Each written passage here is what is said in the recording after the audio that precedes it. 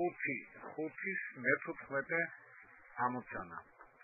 სურათზე გამოსახულია y უდრის x კვადრატს პლუს 2 და y უდრის მინუს x კვადრატს პლუს 10 პარაბოლები.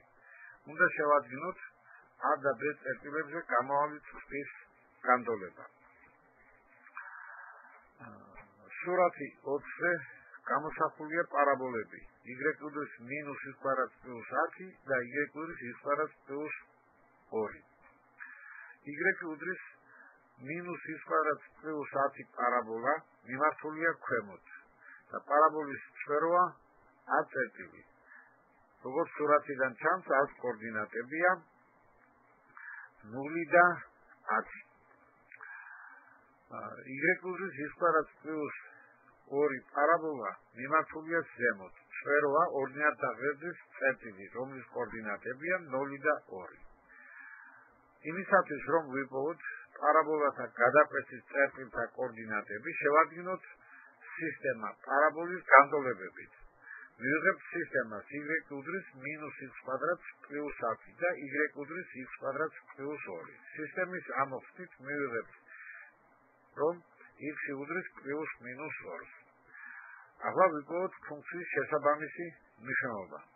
ესე იგი, x უდრის 2-ს ჩავსვათ მაგალითად y უდრის x კვადრატს პლუს 2 ანალიზურ გამოსახულებაში. მივიღებთ, რომ y მინუს 2 უდრის მინუს 2-ის კვადრატს პლუს 2 უდრის 6 და იგივე იქნება, როცა x-ის მაგივრად ჩავსვამთ 2-ს. ესე იგი, y 2 უდრის 6. ესე იგი, b წერტილის კოორდინატებია 2 და 6. როგორც ზემოთ ვახსენებთ, y უდრის მინუს x კვადრატს პლუს 10 პარაბოლის წვერვა a კოორდინატებით 0-10. შესაბამისად უნდა შევადგინოთ a კოორდინატებით 0-10 და b კოორდინატებით 2-6 წერტილებზე გამავალი წრფის განტოლება. როგორც ვიცით, წრფის განტოლებას აქვს სახე y უდრის k-ის პლუს b. მაგრამ ჩვენი წრფე გადის, ესე იგი, ორდინატთა ღერძს კვეთს წერტილზე ორდინატით 10. ამიტომ ცხადია b იქნება 10. შესაბამისად წრფის განტოლება იქნება y უდრის k-ის პლუს 10. დარჩა k-ს ფორმა.